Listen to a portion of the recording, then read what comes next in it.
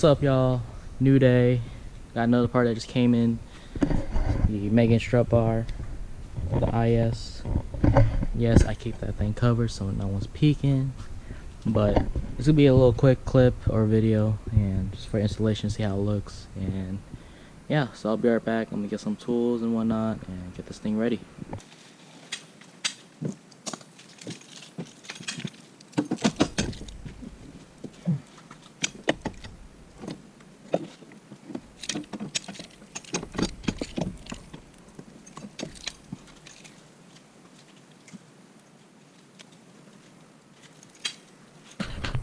This front strut bar, this thing doesn't come matched out of the box, so you may have to take out these gray brackets or whatever you call it that's on top of the strut towers, and make sure they are horizontal to each other and aligned. And one thing to note, that these bolts, these nuts actually, they have like a round flat top. It's kind of like the opposite of tapered, but yeah, make sure those are bolt on to the strut studs. Do not confuse those with the other nuts that are connected with the igniter. You see right there, hopefully. And this is part of the headlights, but yeah, those two things are connected to the strut tower. And yeah, just make sure you put the right nut. So I just finished installing the front strut bar. Fitment is pretty tight, you can tell.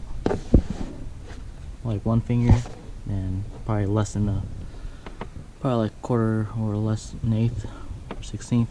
But yeah, just relocated this. Yeah, unfortunately I got a scratch. Yeah, but yeah, pretty easy. Just take your time at it.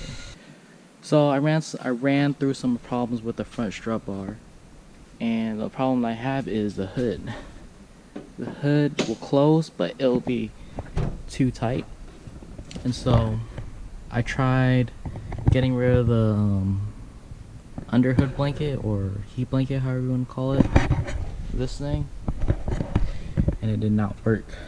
And so there's tension, I don't know if you can see it, but there's tension in the middle of the hood and probably where the bar crosses, so pretty much where it aligns. And so here, I'll give you a quick look of what's happening. So here's me closing the hood, and you could tell in the middle of the hood you feel there's some tension between the bar and under the hood, so you may have to, you know, force it to close it. And once that happens, there's stiffness in the middle compared to on the other areas of the hood where it's pretty hollow. So I really don't know what I'm gonna do. I don't know if cutting it's gonna make it even better, but it's not giving me any problems. I think, you know, if you don't want to have your strut bar to get scratched or anything, probably keeping a blanket would help. But I feel like there's just too much tension, and I don't know.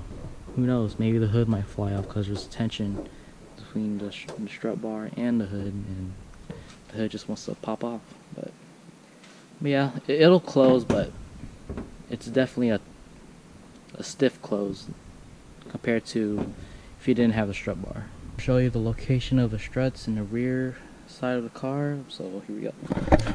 So you got there, just pull these out. Pretty simple.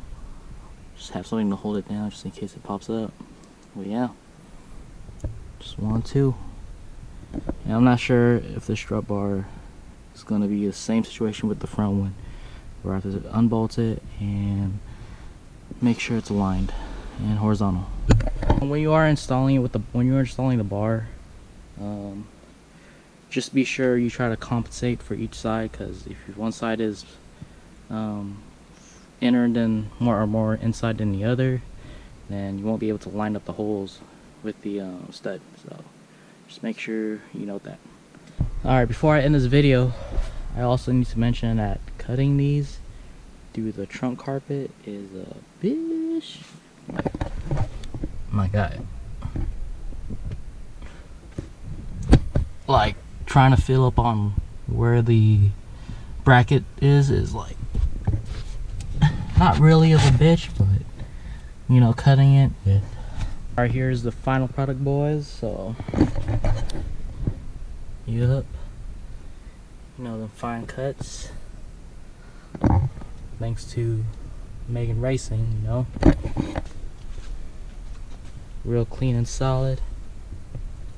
But yeah, if you ever think about purchasing these on your IS300, take a lot of elbow grease, but you know, it'll work.